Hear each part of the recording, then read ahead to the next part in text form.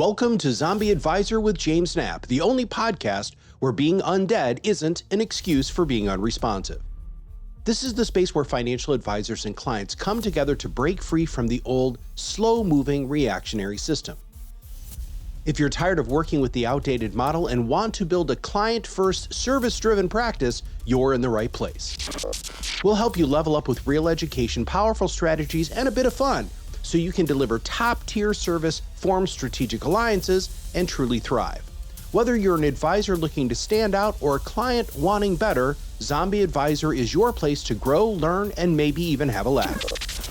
Tune in as we shake the dust off of outdated practices, dissect what really matters to today's clients, and tap into the brains of industry leaders who are actually alive, alert, and crushing it. We're very happy to have you here today, Charlie. On this day, the weather outside, December 3rd, 2025 in Minneapolis, Minnesota is 17 degrees. And the best day in U.S. history was 3.27% by the Dow Jones Industrial Average in December 3rd of 1929. What an incredible day. Today we have our special guest, Charlie Metzig, who's the managing partner of Boyum Barenscheer. I've actually known Charlie since 1997. Can you believe that? That's an amazing statistic. Charlie started his career at Boyum in 2001. And flash forward to May of this year, we decided to merge our companies together, which was very exciting. Charlie and I have worked on many cases together, and we're going to talk about why zombies exist and what the one call service model is. Welcome to the show today, Charlie. Thanks, James. Thanks for having me. Happy holidays. Yes, happy holidays. It's funny, when you walked in my office this morning, I was listening to Snoopy Christmas music, and it was snowing outside. Light little flurries, yeah. It's beginning to look a lot like Christmas. Well, that wasn't a good one. Sorry. That's pretty good. All right. So, Charlie, tell us about your journey and how you ended up at Boyum, and tell us a little bit about why you chose to be a CPA. Sure. I grew up above a family cheese factory in Wisconsin, and my dad was a CPA for 8 years before he went to buy the business, and said, hey, being a CPA is a great way to learn how business works. And so I was like, okay, I'll follow that path. Went to Luther. It was a great school where I could play Division III JV basketball and get an accounting degree. Not that many offer such an elite program. And while we were there, that was also when kind of the we call it .com bubble was taking off. Yes. So I also got an MIS major as well. So we're sitting here, late 90s, great time, right? Great music. And I had an internship at Plexus doing fiber optic networking, and then went to Dane Rauscher and was looking at doing NASDAQ trading. Then all of a sudden, January 2001 hit, and a lot of things dried up, and we had good old steady accounting. And so I came here to Boyum, and it was a great opportunity because we were so I started as like a staff accountant, auditor, and I was able to do, we'll call it like the audit field work, and then do the business tax return into the individual owner's tax return. Interesting. So it was a great experience of seeing it all the way through the process. Yeah, that's awesome. Yes, I should say that I'm also a Luther alum, and go Norse. Go Norse. All right, so flash forward. We decided to re-engage. I meet you at an event. We choose to work on a client together.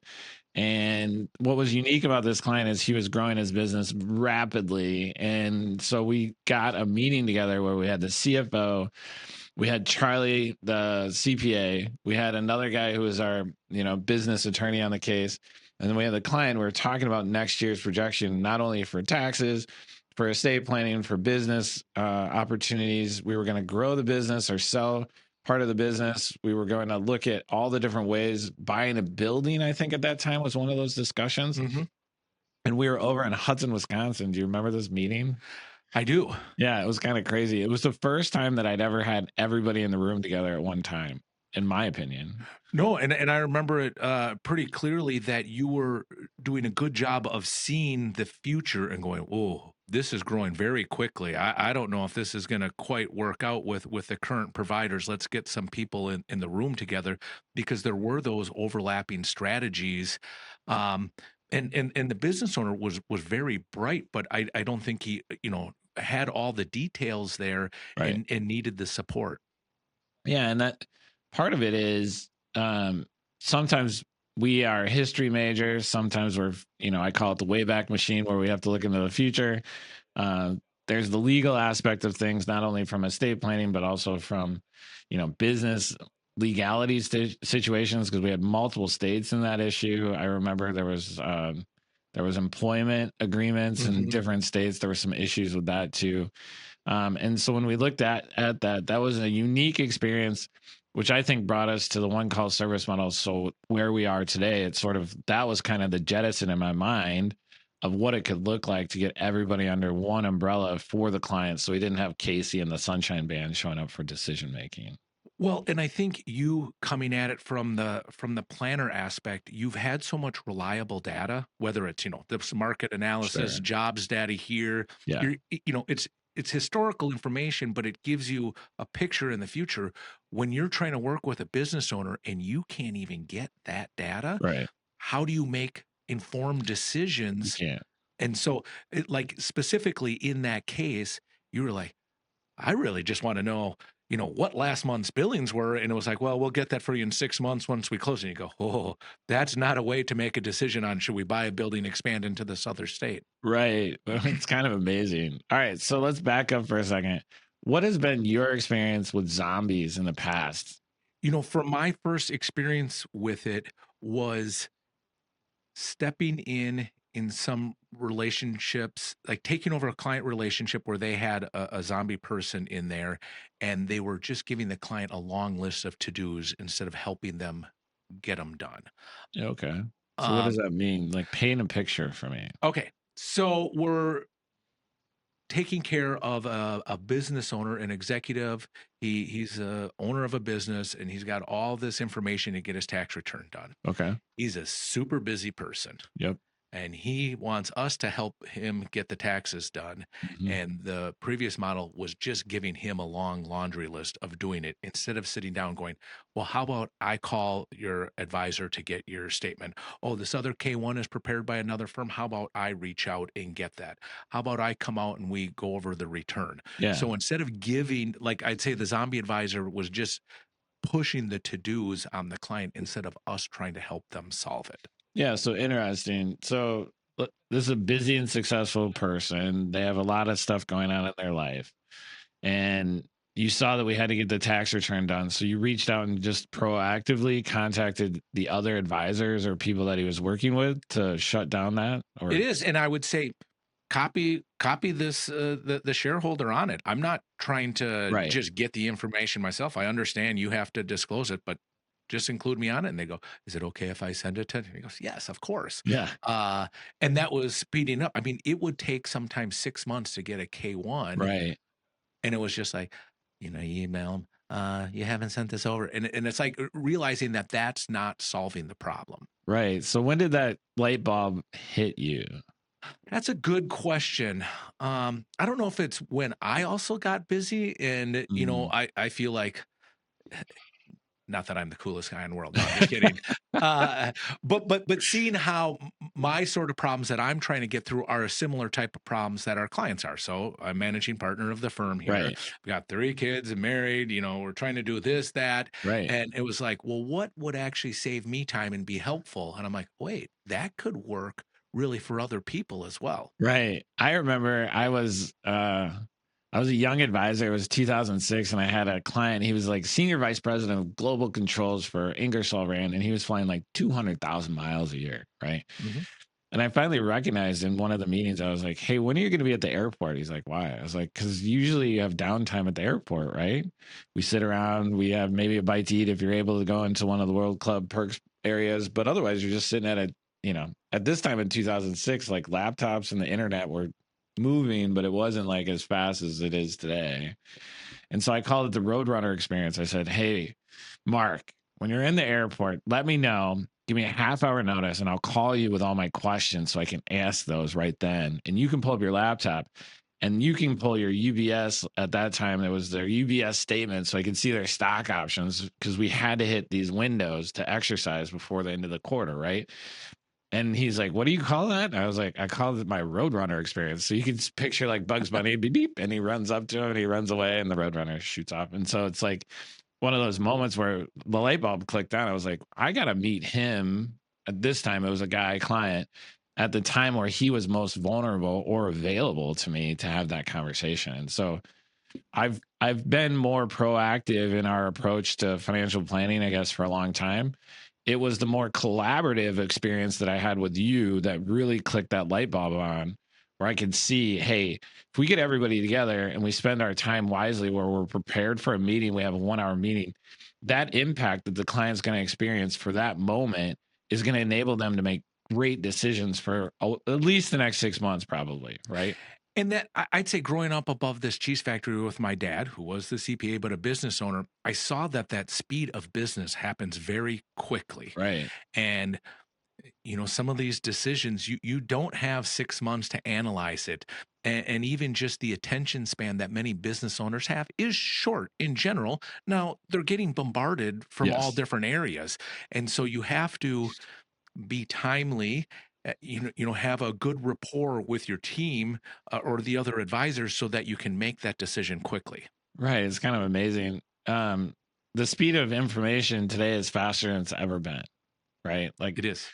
we have so much. We have the Wayback Machine. We have AI coming at us. There's a bunch of ways that we can actually deal with information, but it still comes down to timely data, what our goals are or what the client's goals are, and then trying to get them there as soon as possible. And that's really hard to coordinate. It really is. We had it a lot this year, was specifically with our manufacturing clients and tariffs, and how that was changing every week, right? And so Yeah. they're doing fee quotes on steel. They're trying to lock in contracts, and it was a very interesting experience to see. I mean, it was a large variable that we haven't experienced before. Well, not only that, but I mean, Tax Tiger was actually lobbying for the tip credit, and that's coming in next year, right? Right. So, I mean, that's going to be a transformative approach to the salon industry. It's going to change how, they pay each other from wages at restaurants. So Nick's clients are going to be working on like, how do we deal with this? And what does this mean from a tax standpoint? We know that tax law is changing, but we have to start proactively approaching it today. Right. Then there's the legal aspect of it too. Like, how do we protect ourselves with the Department of Labor Act and all those FMLA Act and the things that are coming at us? Like, it is transforming rapidly. And as a business owner, you can fail. What is it? 8 out of 10 times that we fail, or 9 out of 10 times that there's failure there. So you can see why there's just traps everywhere. There is, but there's also just great opportunities, and it's amazing. I did Terminator 2 for the kids the other day. Nice. When's the last time you've seen that? It's a good one. I appreciate that one. I was more, and I'm half joking with this, but when they would show the screen of what Terminator was seeing, it's like you have to make these decisions really quickly, and you're getting 80% data, and you've got to be in front of these clients because all of a sudden this opportunity pops up, and if you didn't let them know that, oh no, they changed bonus depreciation and you can expense your leasehold improvements or this manufacturing facility, they might not be real time Right. understanding what the rules are. What that means, and also the phase outs, right? Because we have our new big beautiful bill and the phase outs are coming at us, and so it trying to keep our AGI under a certain limit, or even what our IRMA is going to be before retirement, those all matter. They matter a lot. And that's, as we keep going down this one call service model, it's amazing those joint efforts and what a better client experience everyone is having. Yeah, I think clients want to make one call, right? It goes back to the busy and successful client, right? No matter who you are, if you look back when you graduated from college in 2001 and we're now in 2025, going into 2026, you can see the speed at which business is transforming. People are living. Like, it just seems like everybody's busier, right? It is. I mean, you and I were just talking yesterday about opportunities, following snow reports, following, you know what I mean? W- Everything moves so quick just in everything we do. Everything. We have a lot of data and we have to make a lot of decisions. Going back to the one call service models, there's a bunch of other ways that we deal with our clients on a regular basis. I mean, there's the audit side, there's the tax side, there's the QuickBooks side, there's the financial planning side, there's the estate planning side, there's the business. Um, how do you protect yourself as a business owner today, and what's the right structure for your business? Mhm. I mean, all of these things are connected. Even if you're a busy executive, your stock options, ways to diversify your stock options strategically. When's the right time to do that? Where's the right place to put your money today? Is there a bubble in AI? And am I worried about putting more money in the NASDAQ? I mean, these are the questions we get on a consistent basis from our clients today. It's funny, we'll go into one meeting and clients like very worried about the AI bubble. The other client is wanting to double down on NVIDIA. Right. It's an amazing thing that you're seeing today. And I think what we're seeing is we're able to do scenario playing a little more and go, well, if it goes this way, then here are our other two moves. Right. But if it goes this way, here are our other ones. And so it's almost like watching the game film that when the play happens, you know your next move. You Right. don't really know what's going to happen on the AI bubble, right? None of No. us really know. No. But if we built a plan for if it keeps going up or if it pops, and we have that discussion, we can act very quickly on it. Yeah, we can shrink our business or we can grow our business or we can do whatever we want to do. Hey, you. Yeah, you with the earbuds. Thanks for hanging out with us on Zombie Advisor. If you're digging what you're hearing right now and want more, or just want to talk shop, head over to boyumwa.com or hit up the show notes for links to all the good stuff. Let's talk. I think when we look at the future of what this one call service model looks like, and we have to sort of say, what's the next 5 years going to even look like for us today? What does that look like for you? Well, I think there's a few different aspects. One, on the individual planning, I can see how we're going to be taking more things off of people's plate rather than putting it on there. The IRS is going to be going to electronic payments only. Yep. So let's just say tax estimates, we're going to help. I mean, the individual still need to authorize it, but set it up and take care of it for people instead of just giving them another to do. Right. We talked about how most people in general are outsourcing more and more things. Yep. They're going to need that person to help navigate them through the investments and what that means for taxes, Right. and then sit down and explain to them the plan.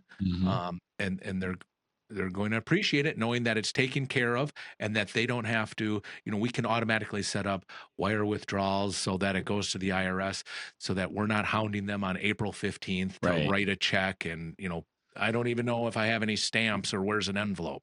No, I agree. I mean, I can see us getting our 1099s over to the team and we have our taxes done and prepared by, call it March 1st with a wait for if there's any amended problems before April 15th, but we have everything done by March 1st. So clients actually understand what their tax refund is going to be or what their tax liability is going to be.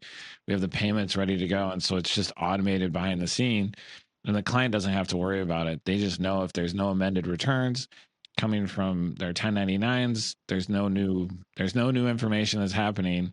We can send it off on April 1st and feel confident that that's being done for them.